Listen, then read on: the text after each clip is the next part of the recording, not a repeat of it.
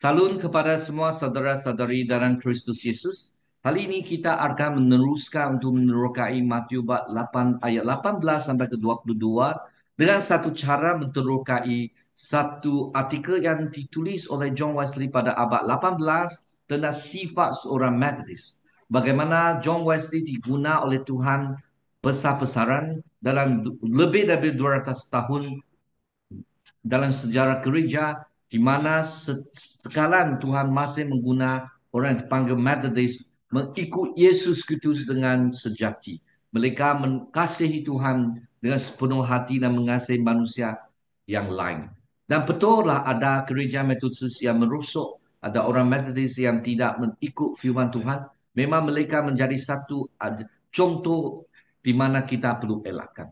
Tapi kepada keseluruhan dan semangat yang bagaimana Tuhan bangkitkan gerakan Methodist itu perlu kita ambil berat. Mari kita datang untuk berdoa.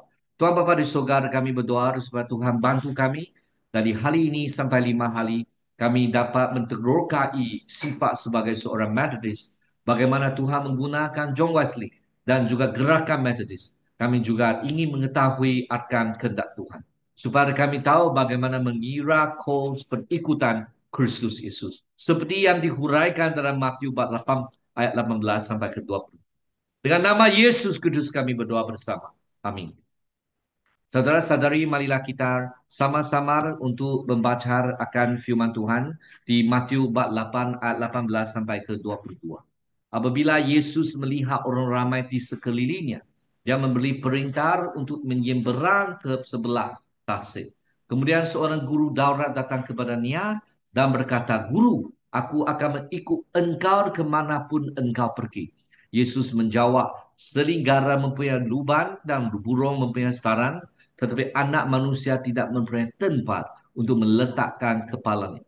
Seorang pengikut lain berkata kepadanya, "Tuhan, izinkan aku pergi menkuburkan ayahku dahulu." Tetapi Yesus berkata kepadanya, "Ikutlah aku dan biarlah orang mati mengkuburkan orang mati mereka sendiri." Mendefinisikan seorang Methodist. Sejak nama itu pertama tersebar di seluruh dunia. Ramai orang telah terkeliru untuk mengetahui apa itu seorang Methodist. Apakah prinsip-prinsip dan amaran mereka yang biasa dipanggil dengan nama itu. Dan apakah tanda-tanda pembaca mazhab ini yang diperkatakan di mana-mana saja. Saya datang daripada gereja Methodist. Saya dibesarkan di gereja Methodist. Dalam 40 tahun, lebih kurang 40 tahun, saya menyertai gereja Methodist. Sebagai seorang kanak, remaja, belia dan dewasa.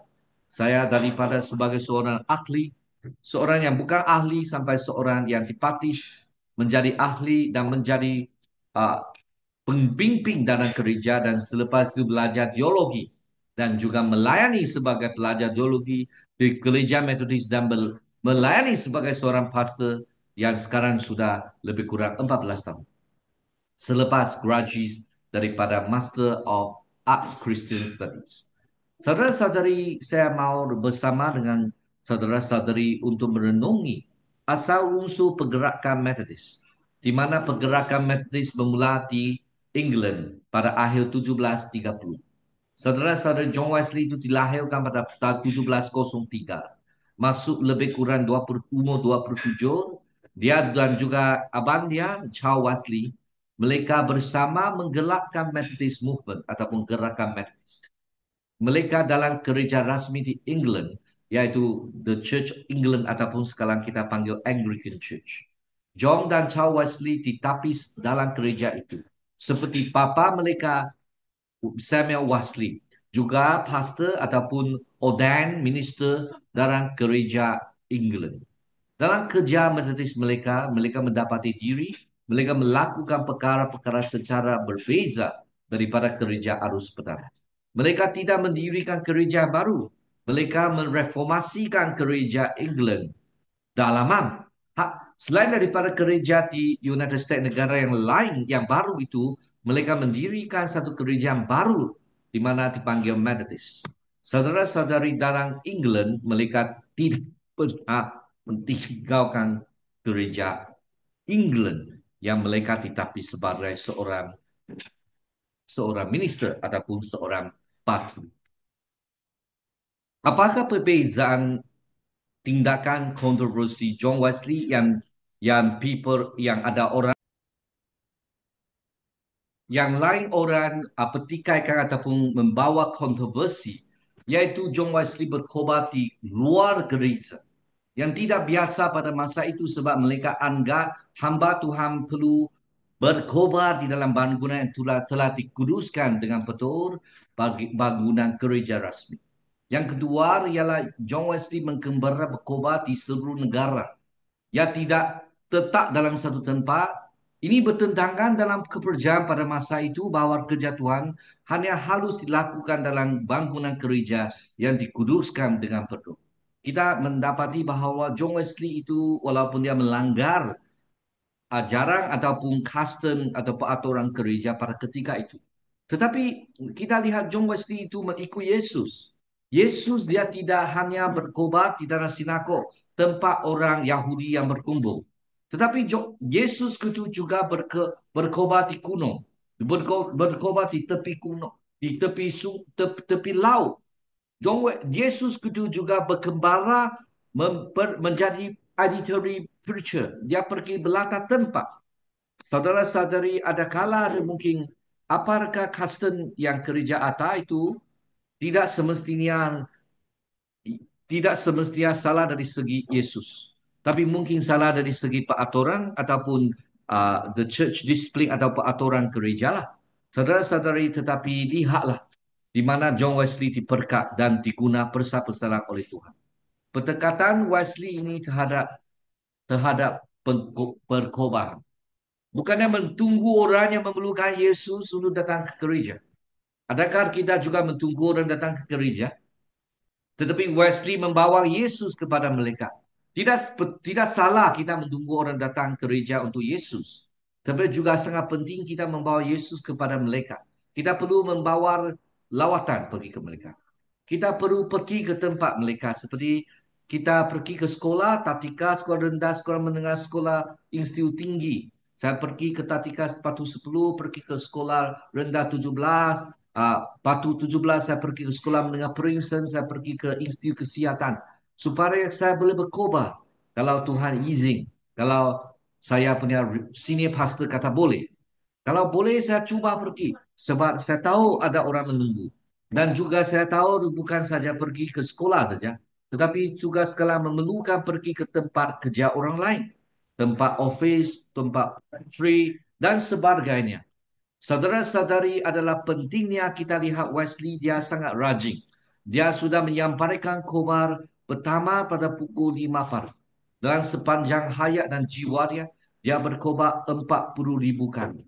Saudara-saudari, berapa kali kamu perlu berkhabar satu minggu? Kalau kamu mau mengkumpul ataupun ada juga mencapai 40,000, kamu perlu berkhotbah lebih kurang 20 kali satu minggu sepanjang 40 tahun. Saudara-saudari, begitu berkonsistensilah John Wesley dia berkhotbah dan membawa firman Tuhan kepada orang ramai, dan percayailah Roh Kudus akan bekerja apabila khabar Tuhan itu dikhabarkan. Saudara-saudari, kita lihat John Wesley dia berkhotbah kepada mereka pada pukul 5 pagi kepada orang yang dalam perjalanan ke tempat kerja. Sekarang pada hari ini teknologi yang moden ini, saya juga belajar untuk berangkap. Saya boleh hantar YouTube saya pergi kepada kawan-kawan dan juga jemaat. Supaya mereka boleh mendengar firman dari jam 5 pagi dan masa selepas itu. Supaya kita boleh melayani Tuhan. Belayan Tuhan dengan berkhobar firman. Dan mendengar, bagi mereka mendengar firman, jiwa mereka diberkati dan dilengkapi. Supaya apabila kita lebih mau mentaati Tuhan, apabila kerja Roh Kudus bekerja antara kita, kita boleh diguna oleh Tuhan, diperkuduskan, dan memberi pengaruh yang kuat kepada orang sekeliling kita, termasuk ahli keluarga, orang yang bersama dengan pejabat, orang yang bersama dengan kerja kamu, orang yang bersama dengan sekolah kamu. Saudara-saudari, John Wesley berpendapat bahawa mesej Yesus sangat-sangat penting. Beliau sanggup melanggar peraturan untuk membantu orang mendengarnya. Ya, hospital, klinik, juga tempat yang perlu kita pergi. Peraturan gereja mengenai penkhotbatan. Gereja rasmi juga mengawal di mana para pastor melakukan kerja mereka. Seorang pengkhotbah sepatutnya hanya berkhotbah di gereja di mana dia dilantik, kecuali diundang oleh orang yang memegang pelantikan tersebut. Wesley pergi mana-mana saja. Beliau tidak mencombori gereja-gereja online, tetapi berkhotbah di luar, di rumah-rumah, dan di bangunan-bangunan yang disewa. Ada juga dia berkhotbah di atas kubur papa dia. Dan beliau pernah berkata, kalau semua tempat yang saya tidak boleh dibenar untuk berkobar, saya mau berkobar di atas kubur papa saya. Semua ini dianggap sangat luar biasa, malah berbahaya. Saudara-saudari, John Wesley tetap berani untuk menghadapi semua pertentangan terhadap Methodist. Ini adalah sebab-sebab utama mengapa orang biasa mereka berada dalam kedudukan yang berkuasa bercakap tentang Methodist. Apakah aktiviti yang Anda boleh bayangkan dilakukan hal ini yang mungkin membawa orang kepada Kristus Yesus, tetapi tidak disetujui oleh orang yang berkuasa dalam gereja pada hal ini, ataupun orang yang berkuasa dalam kerajaan. Seruan Wesley untuk menjelaskan Methodism, dan secara umumnya dipercaya bahawa saya umum memberikan penjelasan paling jelas tentang perkara-perkara ini. John Wesley menunjuk kerana menjadi salah seorang yang pertama diberi nama itu, dan orang yang dianggap mengarahkan yang lain. Saya telah dipanggil dalam pelbagai cara dan dengan kesungguhan yang paling tinggi untuk membuat demikian. Ya, kita boleh ketahui begitu gerak dan begitu usahalah John Wesley berkhobar dan menulis khobar dan menulis surat dan menulis artikel dan sangat berguna untuk hal ini. Saya akhirnya mengkalah kepada desakan berterusan daripada rakan-rakan dan musuh-musuh, dan kini memberikan penjelasan sejelas mungkin di hadapan Tuhan dan Hagit langit dan bumi tentang prinsip dan amalan yang membezakan mereka yang dipanggil Methodist daripada orang lain. Pada ketika abad 18, Wesley dan juga gerakan Wesley itu ditentang oleh orang lama. Tetapi biarlah kita lihat bagaimana berani dia untuk menggunakan cara yang disentuh oleh Tuhan untuk membayar kos pengikutan Kristus dengan cara sendiri yang Tuhan pimpin dia. Memahami denominasi. Dalam bahasa Inggris yang mudah, Wesley sedang berusaha untuk menjelaskan ciri-ciri khas Methodist. Apa yang membezakan mereka daripada penanggungan Kristian yang lain? Begitu adalah nota ringkas mengenai dua istilah. Istilah yang pertama tentang agama yang berlainan iaitu Kristian, Buddha, Islam dan Hindu. Ini semua agama. Kalau denominasi Kristian itu ada Eastern Orthodox dari tempat dari timur. Dari segi barat kita ada Katolik. Mungkin kita juga ada Protestan panggil Baptist, Pentakosta dan sebagainya. Saudara-saudari dalam Kristus Yesus, kita perlu ketahui Tuhan membangkitkan Methodist, di mana asal unsur Islam Methodist. Saya katakan mereka yang dipanggil Methodist kerana perlu diperhatikan dengan baik, bahwa ini bukanlah nama yang mereka ambil untuk diri mereka sendiri, tetapi satu nama yang ditetapkan ke atas mereka sebagai ceraan, tanpa kelulusan atau persetujuan mereka. Yang mula-mula diberikan kepada 3 atau 4 orang pemuda di Oxford oleh seorang pelajar Christchurch. Sama ada sebagai alusi kepada sektor kuno pakar perubatan yang dipanggil demikian, kerana pengajaran mereka bahawa hampir semua penyakit boleh diubati dengan kaedah Kristus daik dan senama, atau kerana mereka mematuhi kaedah pengajian dan tingkah laku yang lebih teratur daripada yang biasa bagi mereka yang seusia dan setara dengan mereka. Mereka walaupun muda tetapi berdisiplin. Berdisiplin dalam mematuhi firman Tuhan dan mengaji firman Tuhan. Saudara-saudari, Wesley mula menjelaskan bagaimana nama itu tercipta.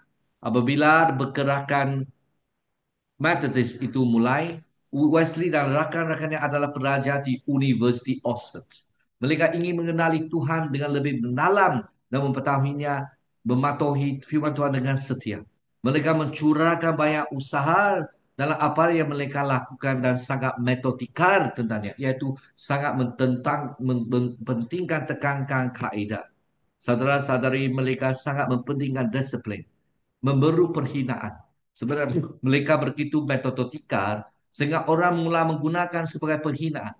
Kamu hanya sekumpulan Methodist. Kamu seorang sekumpulan yang bosan. Kamu sekumpulan yang sangat mengikut cara dan peraturan. Ini memang satu uh, andaian yang buruk. Wesley mengambil perhinaan itu dan mengakuinya sebagai miliknya sendiri. Salah satu perhinaan lain ialah digunakan orang ialah Bible monks, kupu-kupu Alkitab. Saudara-saudari, lama-lama tertarik kepada cahaya. Jika anda pernah melihat bagaimana ramah-ramah terbang tanpa berhenti di sekitar cahaya, anda tahu apa yang mereka fikirkan. Setelah melihat bagaimana Wesley dan rakan-rakannya mengabdikan diri untuk membaca, mengkaji dan mematuhi Alkitab. Perhatikanlah pergerakan metodis dimulakan oleh pelajar college orang yang muda. Saudara-saudari, dalam hari ini implikasi untuk modern adalah untuk orang muda.